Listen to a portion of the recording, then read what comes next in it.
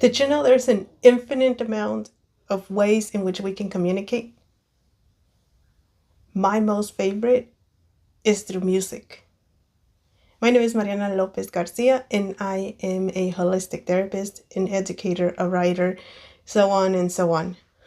And today, I want to talk to you about the fact that there's so many ways to communicate, not just verbally.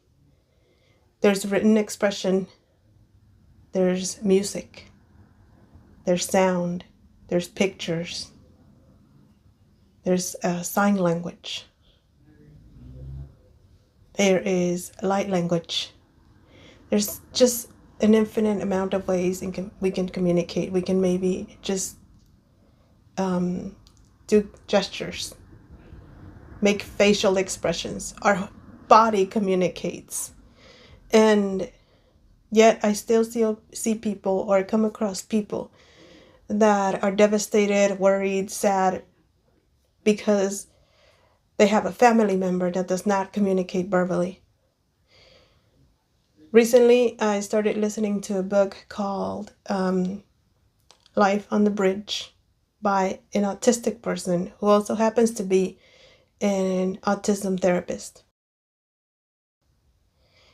So this whole subject of communication came back to me and got me to thinking of how there's so many ways that we communicate. I often encounter parents that are frustrated because their children are autistic and they're nonverbal.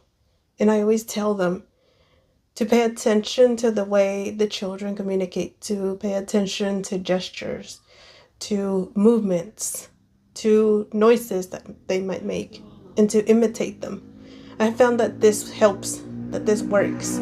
If you start imitating or mimicking the sound that the student is making, they will connect with you in a way, at least to where they start maybe following your rules, or not your rules, but your lead when you're trying to get them to learn something or get involved in certain activities. I love to send people music. If I find a song that makes me think of them, or a song that makes me think of what they're going through, a song that helps me express what I wish I could put in words, I send it to them. And I can speak in English, I can speak Spanish, I might know some phrases in French, but to me, it comes very natural to communicate through music. How many times have you received a picture from a child? That's their way of communicating. That's their way of telling you that they were thinking about you, that they love you, that they trust you, that they are happy, and that they feel appreciative of you being in their life. Just like there's so many different languages, there's also ways to communicate. So if you know somebody that's not communicating verbally, I encourage you to find the way that they're communicating. Whether it's through their eyes, just how they move them, the way they jump around, flap their hands and move their body, the facial expressions that they make, or just how they might be swaying. If you pay attention in my videos, I sway a lot. And it's not something that I do in every single activity I'm doing. But for some reason, when I'm communicating to you, I feel like I have to move.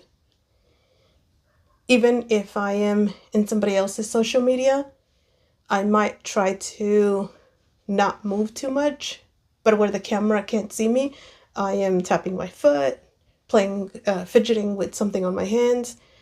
It's just part of my communication, and I think many people have that too. They have to move their hands, they have to move around. It's not just me. I've noticed it in other people. So I'm gonna share with you a picture of the book Life on the Bridge in case you want to go check it out, because I find it's full of powerful information. But what I mainly want you to keep is this idea this understanding that we all communicate in different ways, whether it be a song, whether it be through pictures, through drawings, through emojis. Emojis has become a very big part of communication. And I know some people might not like it, but sometimes it's so much easier, not because we're lazy. It's just easier to convey the thoughts, feelings, emotions that we have through an emoji. I especially like to do it when I wish I could hug somebody, when I wish I could come out through that phone screen or the computer in maybe a Zoom and just hug you, or just tell you that I love you, that I'm there for you. And that's, I believe, why many of us use emojis a lot. It's not because we're lazy. It's not because we don't want to take the time to reply. It's because sometimes the words might not come to us. And an emoji, a picture, a drawing, a song, anything might be easier for us to communicate. So I encourage you to meet each other halfway and find these communication differences so that we can communicate better, so that we can stop seeing each other as a danger, or somebody that's going to hurt me, or somebody that wants to take advantage of me, and start understanding that we're all humans, that we all want the same thing: peace and love. That's it. Even with those that it's hard for us to see it, I think they still want love. And that's all I really wanted for you to keep in mind, that there's so many ways to communicate, not just verbally.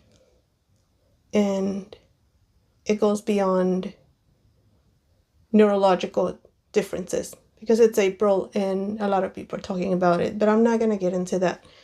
Not because I don't want to, because I want to focus on this communication topic in general. So find the way that you like to communicate and use it and share it and let other people know, because who knows, maybe they'll like it too. And maybe you'll start seeing that it's so much easier to communicate using that method that you like more, and people understand you more.